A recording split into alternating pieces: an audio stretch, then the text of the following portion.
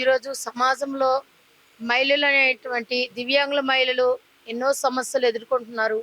ఈ యొక్క కాంగ్రెస్ మేనిఫెస్టోలో మరి పెట్టినటువంటి ఈ యొక్క 6 పథకాల్లో మహిళలకి నిజంగా అందట్లేదు. ఏ ఒక్క మేలు కూడా లేదు. ఓన్లీ ఒక బస్సు అనే దాని మీద మహిళలు నార్మల్ మహిళలకి ఇచ్చినట్టు హామీ వికలాంగులు అనే మహిళలకి అసలు దాంట్లో సీట్లు కేటాయించిన సీట్లలో కూడా మా వికలాంగుల మహిళలు కూర్చొనియట్లేదు. ఈరోజు నార్మల్ మహిళలు మరి మా వికలాంగుల పరిస్థితి ఎంత దీనస్థితిలో ఉందో ఒక్కసారి అయ్యా రేవంత్ రెడ్డి గారు మీ యొక్క దృష్టికి తీసుకొస్తున్నాం. ఎందుకంటే మేము మహిళలమైండి వికలాంగులమైండి ఎన్నో సమస్యల నుంచి ఎదుర్కొంటున్నాము, కుటుంబంలో ఎదుర్కొంటున్నాము, సమాజంలో ఎదుర్కొంటున్నాము. మరి మీరు వచ్చాక నిజంగా ఈ యొక్క కాంగ్రెస్ ప్రభుత్వం వస్తే మా బ్రతుకులు తెల్లారుతాయని మేము వికలాంగులమైనందుకు మేము ఎంతో సంతోషపడ్డాం. కానీ ఈరోజు మమ్మల్ని మీరు దుఃఖపరుస్తున్నారు, బాధ పెడుతున్నారు, కన్నీళ్ళు కారిపిస్తున్నారు. నిజంగా ఇది న్యాయం కాదు. రేపు జరగబోతున్న క్యాబినెట్లో మీరు మా వికలాంగుల సమస్యల గురించి మీరు విన్నవించి వెంటనే మా యొక్క సమస్యలకు మీరు పరిష్కారం చేస్తారని మీకు విన్నవిస్తూ ధన్యవాదాలు తెలుపుతున్నాం. దివ్యాంగుల సమాజం పక్షాన ప్రభుత్వ దృష్టికి తీసుకెళ్తున్నాం. అయ్యా ముఖ్యమంత్రి రేవంత్ రెడ్డి గారు, ఇది మా జీవిత సమస్య, ఇది మా ఆత్మగౌరవ సమస్య, ఇది ప్రజాస్వామ్య సమస్య. మా ఓట్లు కావాలి కానీ మా సమస్యలకు పరిష్కారం చూపించరు. ఇక ఇప్పటికైనా కళ్ళు తెరిచి ఇక ఆలస్యం వద్దు, ఇక నిర్లక్ష్యం వద్దు, మా హామీల పట్ల రాజకీయం వద్దు. హక్కులు ఇవ్వాలి, హామీలు అమలు చేయాలి, న్యాయం చేయాలి. ప్రభుత్వం వెంటనే స్పందించి స్పష్టమైన కార్యాచరణ ప్రకటించాలి. లేకపోతే ఈ ఉద్యమం మరింత ఉధృతంగా ముందుకు సాగుతుందని తెలియజేస్తున్నాము. ఇప్పుడు వచ్చే క్యాబినెట్ సమావేశంలో మా యొక్క హామీల మీద పరిష్కారం చూపించకపోతే మేము తప్పనిసరిగా సీఎం ఇంటి ముట్టడించి మా హక్కులు సాధించుకుంటాము. మేము ప్రత్యేక తెలంగాణలో పాల్గొని ప్రత్యేక ఉద్యమాలు చేపట్టిన స్ఫూర్తి మాకుంది. మా హక్కులు మాకు సాధించుకునే మా ధైర్యం మాకుంది. ఇంకా మేము తస్మత్ జాగ్రత్త అని తెలియజేస్తున్నాము. మీకు చిత్తశుద్ధి ఉంటే మా హక్కులు మా హామీలు నెరవేర్చండి.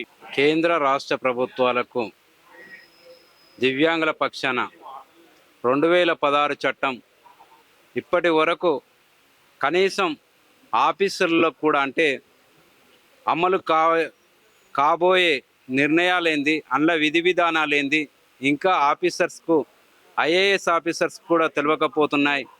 ఆ చట్టంపై పూర్తి స్థాయిలో అవగాహన కార్యక్రమాలు ఏర్పాటు చేసి ఆ చట్టాన్ని పూర్తి స్థాయిలో అమలు చేస్తే దివ్యాంగుల్లో వెలుగులు పంచిన వారు అవుతారని కేంద్ర రాష్ట్ర ప్రభుత్వాలను విజ్ఞప్తి చేస్తూ, అదేవిధంగా ఈరోజు ఎడ్యుకేషన్ చాలా ముఖ్యమైన విషయం. ఎడ్యుకేషన్ ఉంటే ఈ అంతర్జాతీయ న్యాయస్థానాలే కాదు మరియు అంతర్జాతీయ వ్యవస్థలనే నడిపేది ఒక విద్య మాత్రమే.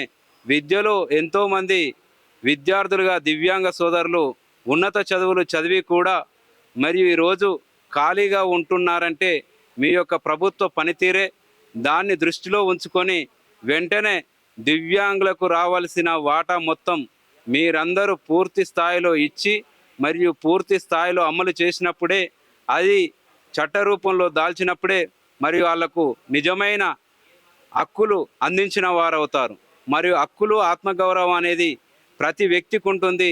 ఆ ప్రతి వ్యక్తికి ఉండాలంటే, ఆత్మస్థైర్యంతో ముందుకు ఉండాలంటే మరియు ప్రభుత్వాలు పనిచేయవలసిన అవసరం కూడా ఉందని కూడా ఈ సందర్భంగా మేము గుర్తు చేస్తూ ఉన్నాం. చట్టసభల్లో రిజర్వేషన్లు కల్పించడం ద్వారా మరియు మేము కూడా చట్టసభల్లో మా అంశాలను లేవనెత్తి ఒకటొకటి అమలు చేసుకునే విధంగా ప్రయత్నాలు చేస్తాం. కానీ ఈరోజు లక్షలాది మంది దివ్యాంగులు ఉన్నప్పటికీ చట్టసభలలో 3% రిజర్వేషన్ 4, 5 అన్నారు. కనీసం సంవత్సరంలో 3 రోజులైనా ప్రభుత్వాలు చర్చిస్తున్నాయా మరియు వాళ్ళ ఆలన పాలన ఏ విధంగా ఉందని ప్రభుత్వాలు పట్టించుకుంటున్నాయా మరొకసారి ఆత్మవిమర్శ చేసుకోవాల్సిన అవసరం ఉంది. ఒక కన్న తల్లి అడిగితే అన్నం పెట్టే విధంగా ఉన్నప్పుడు మరియు అన్నం పెట్టే వ్యక్తులుగా మీరు జీవోలు ఇచ్చి మరియు ఒక చట్టాలు చేసినప్పుడు అమలు చేసే బాధ్యత కేంద్ర రాష్ట్ర ప్రభుత్వాలకే ఉంటుంది. ఆ సొయి మీకు ఉండాలంటే పదే పదే సుప్రీంకోర్టు, హైకోర్టు, ఉన్నత న్యాయస్థానాలన్నీ మీకు విలువలు నేర్పుతున్నప్పటికీ మీ ప్రభుత్వాలు ఎందుకు విలువలు నేర్చుకోవడం లేదని కూడా ఈ సందర్భంగా మేము గుర్తు చేస్తూ ఉన్నాం. ఎందుకంటే ఓ ప్రభుత్వం అంటే పారదర్శకత ఉంటుంది. మరియు ప్రపంచ దేశాల్లో వివిధ దేశాలు దివ్యాంగుల చట్టాలు అమలు చేస్తుంటే మరి మన దేశం ఏ విధంగా ఉంది, మన రాష్ట్రం ఏ విధంగా ఉంది, పక్క రాష్ట్రాలలో ఉన్న ప్రమాణాలనైనా మీరన్నీ గుర్తు చేసి మరియు విద్య, ఉద్యోగం, ఉపాధి అంశాలలో దివ్యాంగులకు సరైన న్యాయం చేయాలని ఈ సందర్భంగా నేను గుర్తు చేస్తా ఉన్నాను. ప్రభుత్వాలు ఆలోచన చేయవలసిన అవసరం ఉందని కూడా మరొకసారి గుర్తు చేస్తాను. ఆత్మగౌరవం అనేది ఈ ప్రపంచంలోనే ముఖ్యమైన విషయం. అందుకనే ఆత్మగౌరవ సమస్య కోసం, హక్కుల కోసం నిరంతరం పనిచేస్తాం, ప్రభుత్వం నడిపిస్తామని కూడా ఈ సందర్భంగా గుర్తు చేస్తూ అవకాశం ఇచ్చినందుకు ప్రత్యేక ధన్యవాదాలు.